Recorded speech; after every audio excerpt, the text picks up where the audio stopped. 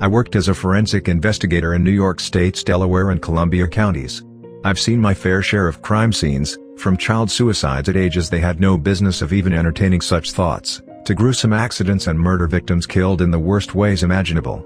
There were 3 particular cases whose backstories compelled me to dig deeper, even after the official investigations concluded.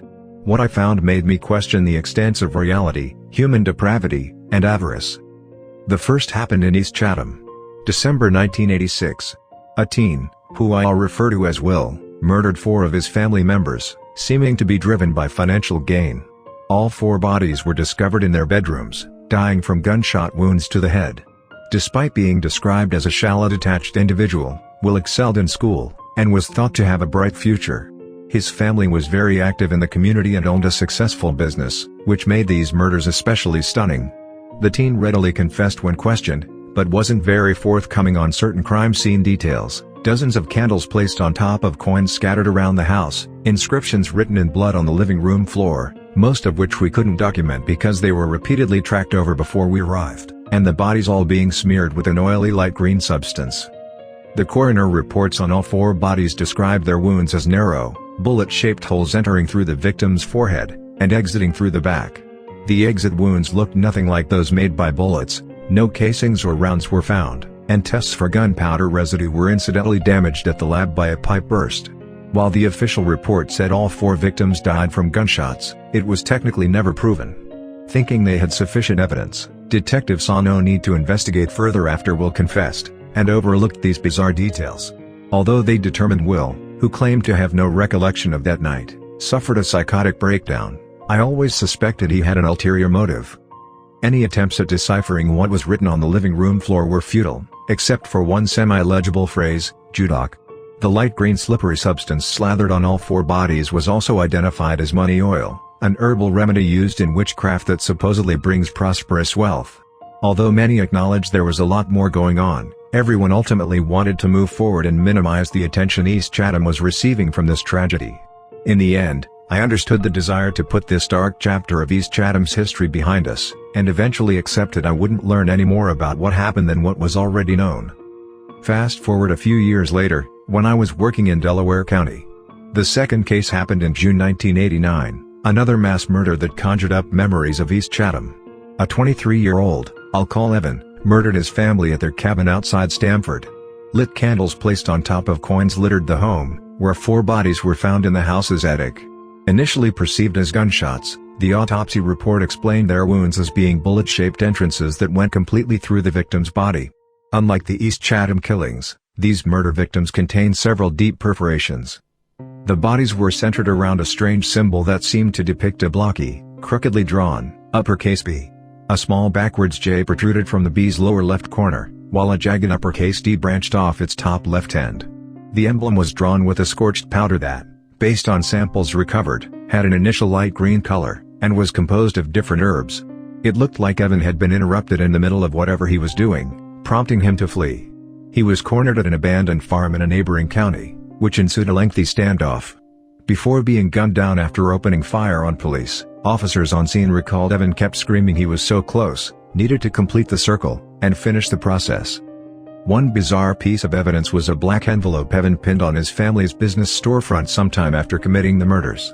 It was covered in green wax and contained burnt remnants of paper that, from what few strands were salvaged, appeared to be some kind of letter or note. Although Evan apparently had severe mental issues, this dismissive explanation for his appalling actions disregarded some alarming details. Evan was apparently obsessed with money and wealth, to the point where it influenced him at a cognitive level.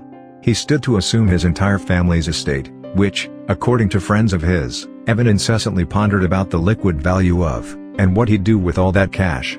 When I disputed the investigation's conclusions, my police chief gave a familiar explanation. "Evan's dead," he said. "No need to allocate time and resources to an already solved case." Even after noting every similarity with the East Chatham murders, he wouldn't entertain any further inquiries, and eventually reassigned me to another division. It was after this I learned the powdery substance found in the attic was identified as money powder, which had many similar vegetal ingredients as its oleaginous counterpart, money oil. Despite violating orders and an abundance of department codes, I started my own secret investigation trying to connect these cases.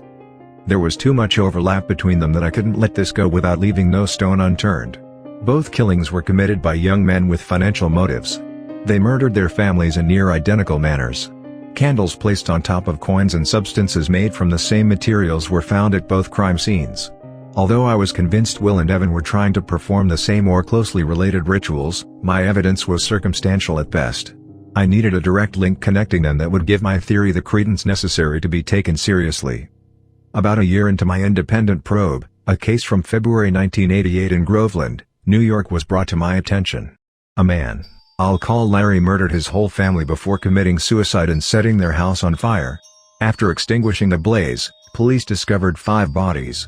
Larry killed his wife and 3 children, who were each found lying in their beds.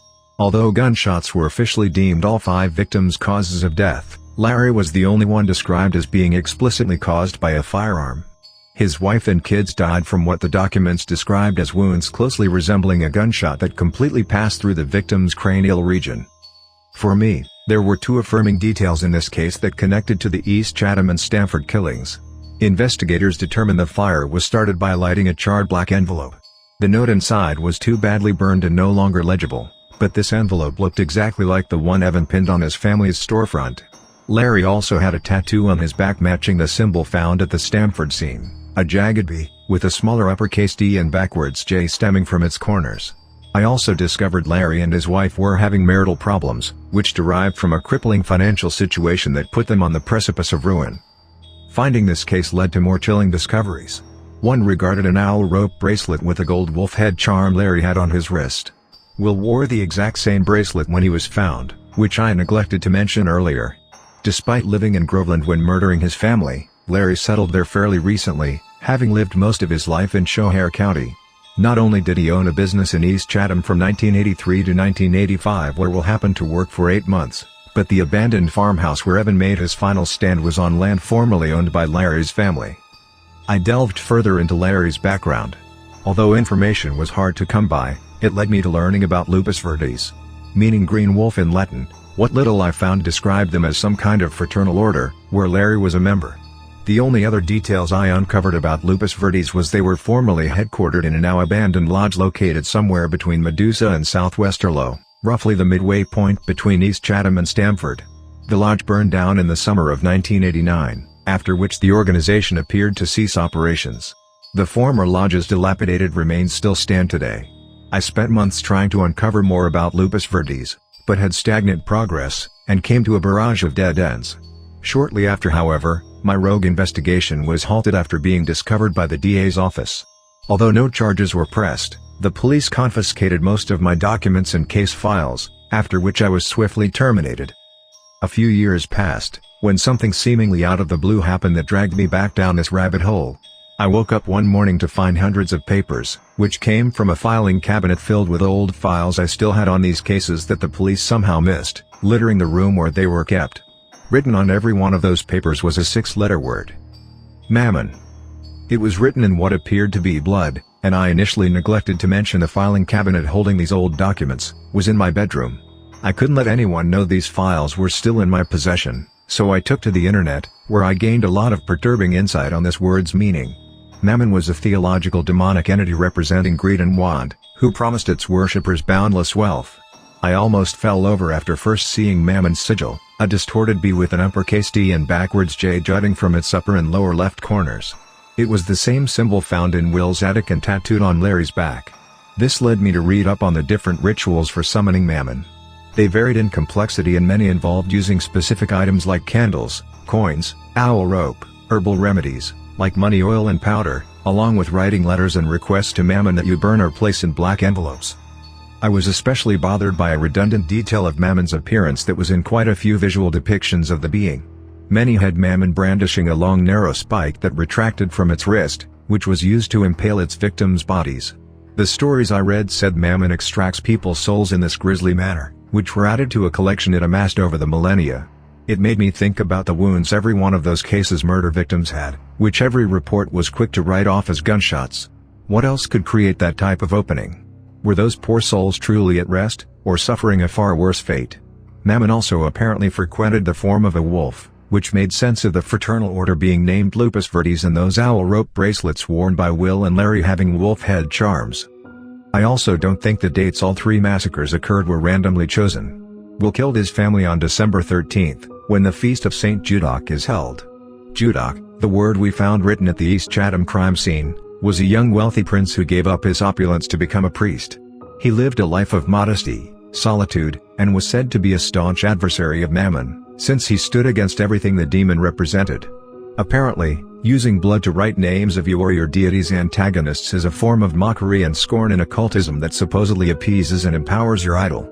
The Stamford murders happened on June 22, which falls on the summer solstice, whose signified period of growth is considered an opportune time to summon certain beings, and when the season of Mammon begins.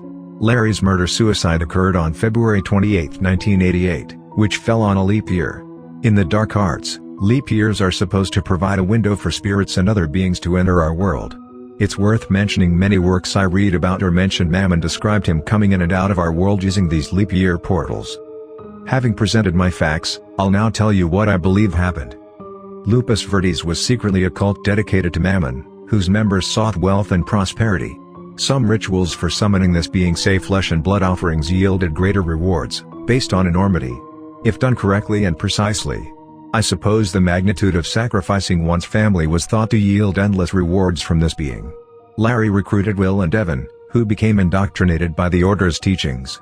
My guess is Will failed to properly complete his ritual, causing him to undergo an irreversible mental breakdown.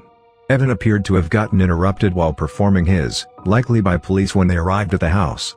Larry's situation was less clear. He was overcome with grief either for botching or coming to grips on what he was actually doing during his ritual, and ended his life in response. After how much publicity the Stamford killings got, Lupus Verdes probably decided to vacate the area or go underground, which could explain why their lodge burned. I expectedly made waves when trying to get my findings reviewed and investigate whether Lupus Verdes was still operating.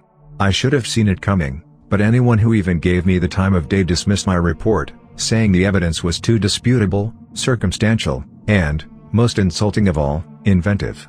I eventually gave up when my former precincts threatened me with legal action for not turning over all the files and documents I still had, who said I was rehashing settled business that had no need to be revisited.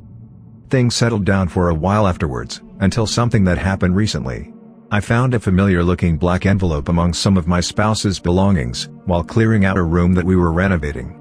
After reading the recently dated letter it contained, I now know I'm not safe in my home, and have been closely watched by people I've known and loved for years on behalf of a certain aforementioned organization.